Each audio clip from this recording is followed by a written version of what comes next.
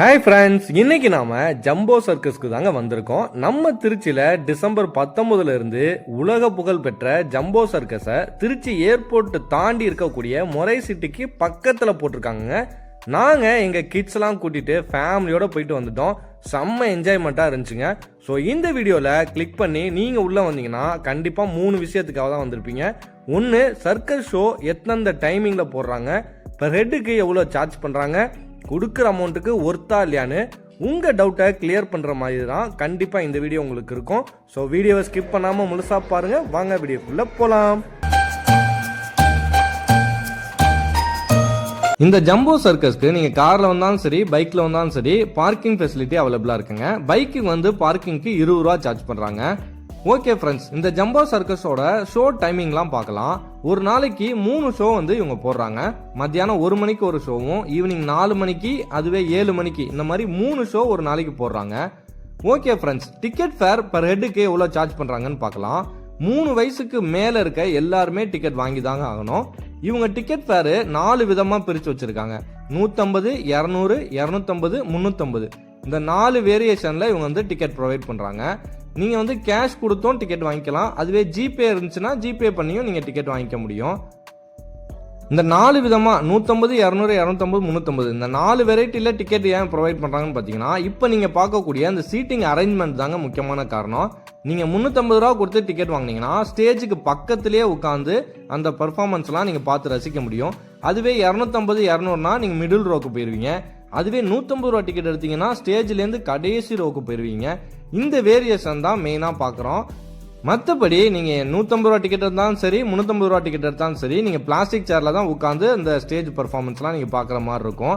But மற்றபடி ஒரு நல்ல விஷயம் எதுன்னு கேட்டிங்கன்னா, எல்லா ரோலையுமே அந்த ஃபேன் மாதிரி வச்சுருக்காங்க. ஸோ அந்த ஃபேன் இருக்கனால நமக்கு வந்து 1 மணி ஷோ வந்து பார்த்தாலும் வேர்க்கிறதுக்கு வாய்ப்பு இல்லைங்க. நல்லாவே காற்று வருது, நீங்கள் ஃப்ரீயாக உட்காந்து பார்க்கலாம். கூடவே நீங்கள் டிக்கெட் வாங்கிட்டு உள்ள என்ட்ரி ஆகிறப்ப கிட்ஸ் எல்லாம் அட்ராக்டாக கவர் பண்ணுற மாதிரி ஒரு சூப்பரான விஷயம் இருக்குங்க.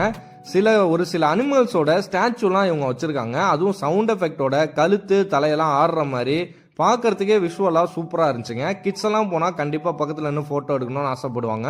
ஸோ அந்த லொக்கேஷன் பார்க்குறதுக்கு சூப்பராக இருந்துச்சு. ஓகே ஃப்ரெண்ட்ஸ், இப்போ மெயினாக சர்க்கஸ் ஷோலாம் பார்க்கறதுக்கு ஒர்த்தா இல்லையான்றதை பார்க்கலாம். சர்க்கஸ்னா நிறைய கலராக கேர்ள்ஸ் இருப்பாங்கன்னு எல்லாருக்கும் தெரியும். பட் இந்த இதில் பாய்ஸ் அண்ட் கேர்ள்ஸ் தனித்தனியாகவும் நிறையா பர்ஃபார்மன்ஸ் பண்ணாங்க, குரூப்பாகவும் பர்ஃபார்மன்ஸ் பண்ணாங்க, ஜோடியாகவும் நிறையா பர்ஃபார்மன்ஸ் பண்ணாங்க. அதெல்லாம் பார்க்கறதுக்கே செம்ம த்ரில்லிங்காகவும் அட்ராக்டிவாகவும் இருந்துச்சுங்க. ஒரு சில இதெல்லாம் ரிஸ்க் அதிகமாக இருக்கக்கூடிய ஆக்டிவிட்டிலாம் இண்டிவிஜுவலாக பண்ணும்போது நமக்கே பார்க்குறதுக்கு செம்ம த்ரில்லாக இருந்துச்சு. அதுவும் வீடியோவில் பார்க்குறத விட நேரில் பார்க்குறப்ப சூப்பராக இருந்துச்சுங்க. அதில் முக்கியமாக ஒரு ரோலர் கோஸ்டர் மாதிரி ஒரு மேலே கீழேன்னு ஒரு 360 டிகிரி ரொட்டேட் ஆகக்கூடிய ஒரு சூப்பரான ஒரு பர்ஃபார்மன்ஸ் இருந்துச்சுங்க. அதை வந்து இண்டிவிஜுவலாக ஒருத்தர் தான் பண்ணார். அந்த ரொட்டேட்டர் வந்து சுற்றுறதுக்கு தகுந்த மாதிரி மேலேயே ஓடினார், அதுலேயே ஸ்கிப்பிங்லாம் பண்ணார், ஜம்ப் பண்ணார். எப்படின்றது பிரமிப்பாக இருந்துச்சுங்க. பார்க்குறதுக்கு சூப்பராக இருந்துச்சு. அவர் பண்ணுறத நம்ம பார்க்குறதுக்கு நமக்கு அவ்வளோ பயமாக த்ரில்லாக இருந்துச்சு.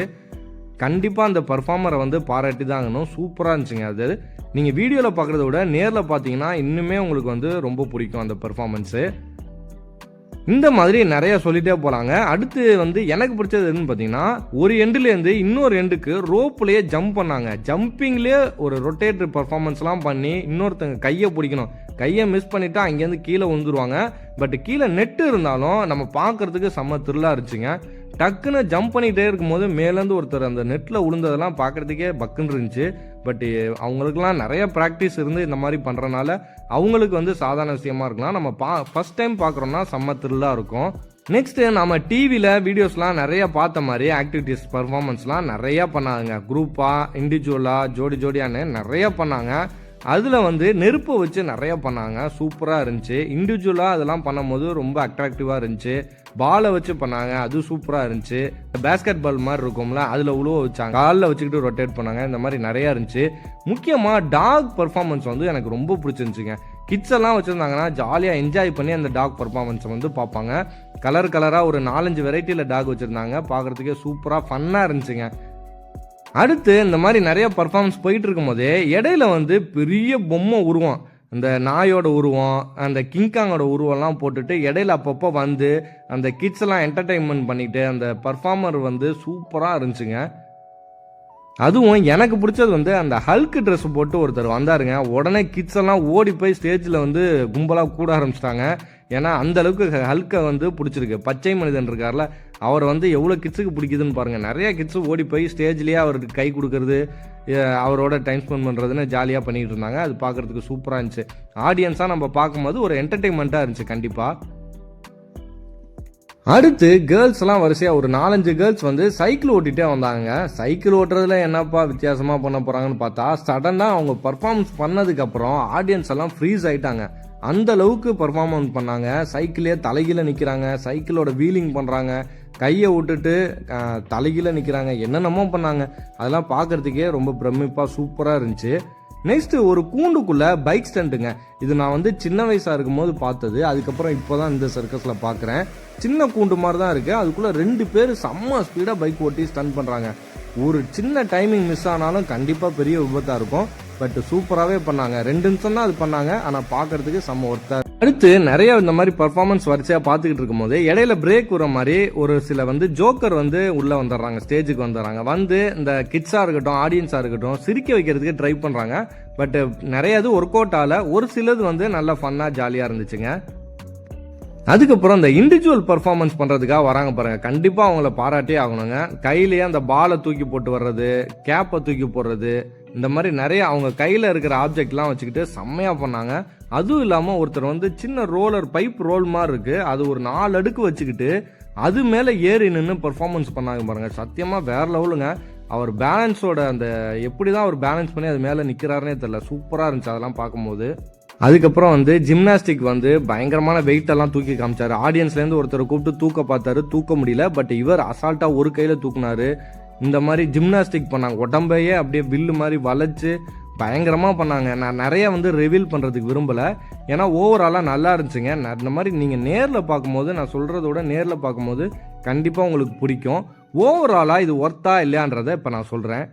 நீங்கள் 350 ரூபா டிக்கெட் எடுத்து பக்கத்தில் பார்த்து ரசித்தாலும் சரி, 150 ரூபா டிக்கெட் எடுத்து கடைசி ரோவில் உட்காந்து பார்த்தாலும் சரிங்க, என்னை பொறுத்த வரைக்கும் எது ஒர்த்துன்னு பார்த்தீங்கன்னா, நீங்கள் 200 ரூபா டிக்கெட் எடுக்கலாம் அல்லது 250 ரூபா டிக்கெட் எடுக்கலாம். இதுதான் என்னை பொறுத்த வரைக்கும் ஒர்த்துங்க. ஃபைனலாக ஒரே ஒரு முக்கியமான தகவலுங்க, நீங்கள் கிட்ஸு ஃபேமிலியோடு போனீங்கன்னா உள்ள ஒரு 10 நிமிஷத்துக்கு ஒரு தடவை ஸ்நாக்ஸ் எடுத்துகிட்டு வந்துக்கிட்டே இருக்காங்க. பாப்கார்னு, ஐஸ்கிரீமு, ஜூஸு, அது இதுன்னு எடுத்துகிட்டு வந்துகிட்டே இருக்காங்க. கிட்ஸோட போனோன்னா சமாளிக்க முடியலங்க. கிட்ஸு கேட்டுக்கிட்டே இருக்காங்க. நம்ம ஒன்று வேணான்னு சொன்னாலும் இன்னொன்று வாங்கி கொடுத்தே ஆகிற மாதிரி இருக்குது. ஸோ உள்ளே நீங்கள் வந்து பட்ஜெட் வந்து செலவு பண்ணுற மாதிரி தான் ஆகும். சரி, உள்ளே தான் இப்படின்னு வெளியில் வந்தோம்னா, வெளியில் கலர் கலராக லைட்டு, இந்த தலையில் மாட்டுறது, கையில் மாட்டுறதுன்னு லைட்டு டாய்ஸ்லாம் இருக்குல்ல, அதெல்லாம் சேல் பண்ணுறாங்க. எல்லாமே 50 ரூபாய்க்கு மேலே தாங்க. ஸோ கிட்ஸை கண்ட்ரோல் பண்ணுறது உங்களோட சாமர்த்தியம். ஓகே ஃப்ரெண்ட்ஸ், இந்த வீடியோ உங்களுக்கு பயனுள்ளதாக இருந்துச்சுன்னா வீடியோவுக்கு ஒரு லைக் போட்டுருங்க. அப்படியே சேனலை சப்ஸ்கிரைப் பண்ணிடுங்க, அது எங்களுக்கு பெரிய மோட்டிவேட்டாக இருக்கும். இதே மாதிரி நெக்ஸ்ட் பயனுள்ள தகவலாக உங்களுக்கு அடுத்த வீடியோவில் பார்க்கலாம். டாட்டா, பாய் பாய்.